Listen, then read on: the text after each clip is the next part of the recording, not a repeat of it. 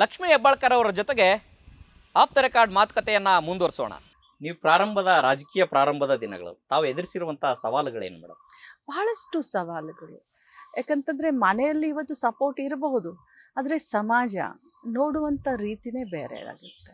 ಸಮಾಜದವರು ಆಗಿರ್ಬೋದು, within the party ಆಗಿರ್ಬೋದು, ಅಪೋಸಿಷನ್ ಆಗಿರ್ಬೋದು, ಮನೆ ಅಕ್ಕಪಕ್ಕದವ್ರು ಆಗಿರಬಹುದು, ಭಾಳಷ್ಟು ಬೇರೆ ದೃಷ್ಟಿಯಿಂದ ನೋಡಲಿಕ್ಕೆ ಶುರು ಮಾಡ್ತಾರೆ. ಒಂದು ಹೆಣ್ಣು ಸ್ವಲ್ಪ ತೆಳ್ಳಗೆ ಬೆಳ್ಳಗೆ ಚೆನ್ನಾಗಿ ಮಾತನಾಡೋ ಅಂಥವಳು, ಪ್ರೆಸೆಂಟೇಷನ್ ಮಾಡೋ ಅಂಥವಳು ನೋಡಿಬಿಟ್ರೆ, ನಾನು 25 ವರ್ಷದ ಹಿಂದಿನ ಮಾತಾಡ್ತಾ ಇದ್ದೀನಿ, ಅವ್ರು ತುಂಬ ಜೋರಿದ್ದಾಳೆ, ತುಂಬ ಜೋರಾಗಿದ್ದಾಳೆ ಹೆಣ್ಮಗಳು, ಮನೆತನ ಅಂತ ತಗ್ಗಿ ಬಗ್ಗಿ ಅಂತ ಇಲ್ಲ, ಬಹಳ ಜೋರಿದ್ದಾಳೆ, ಸ್ವಲ್ಪ ಕಂಟ್ರೋಲ್ ಮಾಡಿ, ಈ ರೀತಿ ಎಲ್ಲ ಗುಸು ಶುರು ಆಗ್ತಾ ಇತ್ತು. ಬಹಳ ಕಷ್ಟನೂ ಪಟ್ಟೆ ಅಂತ ಇಲ್ಲ, ಆದರೆ ಯಾವುದೇ ಕಾರಣ ಆ ಕಷ್ಟನ್ನ ಮೀರಿ ಯಾಕೆ ನಾನು ಬೆಳೆದೆ ಅಂದರೆ, ಎಷ್ಟೇ ನನಗೆ ಅವಮಾನಗಳಾದರೂ ಕೂಡ ನಮ್ಮ ಮನೆಯವರು ನನ್ನ ಜೊತೆಲಿ ನಿಂತ್ಕೊಂಡ್ರು, ನನಗೆ ಧೈರ್ಯ ತುಂಬಿದ್ರು.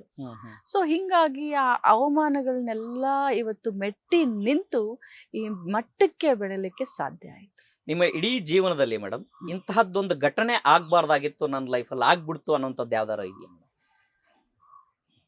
ಆ ರೀತಿ ಚಿಕ್ಕ ಪುಟ್ಟು ಇದಾವೆ, ಆದ್ರೆ ಮೊನ್ನೆ ನಡೆದಂತ ಒಂದು ವಿಧಾನ ಪರಿಷತ್ನಲ್ಲಿ ನಡೆದಂತ ಘಟನೆ ಅದು ಆಗ್ಬಾರ್ದಾಗಿತ್ತು ಅಂತ ಹೇಳಿ ನನಗೆ ನನ್ನ ಮನಸ್ಸಿಗೆ ತುಂಬ ನೋವು. ಸೊ ಆ ವಿಧಾನ ಪರಿಷತ್ನ ವಿಚಾರಕ್ಕೆ ಸಾಕಷ್ಟು ವಿಷಾದಗಳು ಕೂಡ ವ್ಯಕ್ತ ಆಯಿತು ಮೇಡಮ್. ಅಂತಹ ಸಂದರ್ಭದಲ್ಲಿ ನಿಮಗೆ ಫಸ್ಟ್ ನೆನಪಾಗಿದ್ದು ಯಾರು ಮೇಡಮ್? ಅಂತಹ ಸಂದರ್ಭದಲ್ಲಿ ನನಗೆ ಫಸ್ಟ್ ನೆನಪಾಗಿದ್ದು ಬಹಳಷ್ಟು ಪೊಲಿಟಿಷಿಯನ್ಗಳೇ, ಆದರೆ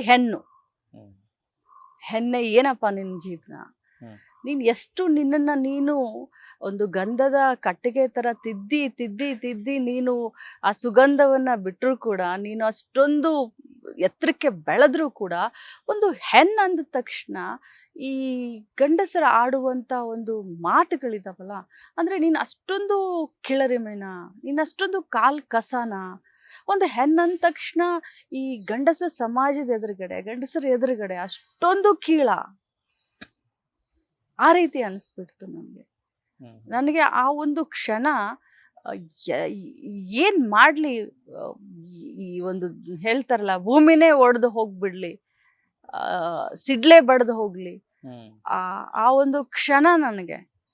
ಆದ್ರೆ ಇವತ್ತಿಗೆ ನಾನು ಧೈರ್ಯದಿಂದ ಇದ್ದೀನಿ ಅಂತಂದ್ರೆ, ನನ್ನ ಮಾನಸಿಕ ಸ್ಥೀಮಿತವನ್ನು ನಾನು ಕಳೆದುಕೊಳ್ಳಲ್ಲ, ನಾನು ಧೈರ್ಯದಿಂದ ಅದನ್ನು ನಿಭಾಯಿಸಿದೆ, ಧೈರ್ಯದಿಂದ ಎದ್ದು ನಿಂತ್ಕೊಂಡೆ, ಅದ್ರ ವಿರುದ್ಧವಾಗಿ ಪ್ರತಿಭಟನೆ ಮಾಡಿದೆ.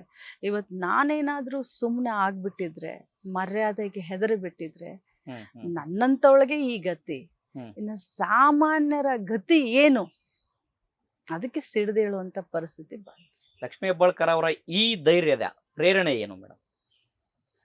ಬಹಳಷ್ಟು ಜನ ಇದ್ದಾರೆ, ಆದರೆ ಧೈರ್ಯಂ ಸರ್ವತ್ರ ಸಾಧನಂ ಅಂತ ನಮ್ಮ ತಾಯಿ ನನಗೆ ಹೇಳ್ಕೊಟ್ಟಿದ್ದಾರೆ. ಯಾವತ್ತಿದ್ರೂ ಧೈರ್ಯದಿಂದ ಇರಬೇಕು.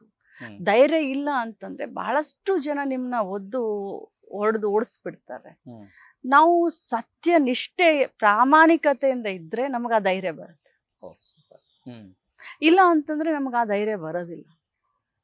ಸೊ ಧೈರ್ಯಂ ಸರ್ವತ್ರ ಸಾಧನಂ, ಸತ್ಯದ ಮಾರ್ಗದಲ್ಲಿರಿ, ಧರ್ಮದಿಂದ ಕೆಲಸ ಮಾಡಿ, ಎಷ್ಟು ಕೈಯಿಂದ ಆಗುತ್ತೋ ಒಳ್ಳೆ ಕೆಲಸ ಮಾಡಿ, ಕೆಟ್ಟ ಕೆಲಸ ಮಾಡಕ್ ಹೋಗ್ಬೇಡಿ. ಕೆಟ್ಟ ಆಲೋಚನೆ ಅಂದ್ರೂ ನನಗೆ ಬರೋದೇ ಇಲ್ಲ. ಕೆಟ್ಟವ್ರನ್ನ ನೋಡಿ ದೂರ ಉಳಿಯುವಂತ ಜಾಯಮಾನ ನಂದು ಆಗ್ಲಿ, ನನ್ನೆಲ್ಲ ಮನೆಯವ್ರದ್ದು. ಕೆಟ್ಟದನ್ನ ನೋಡಿ ದೂರ ಇರ್ತೀವಿ, ಕೆಟ್ಟದನ್ನ ಮಾಡಕ್ ಹೋಗಲ್ಲ, ಕೆಟ್ಟದನ್ನ ಮಾತನಾಡಕ್ಕೂ ಹೋಗಲ್ಲ.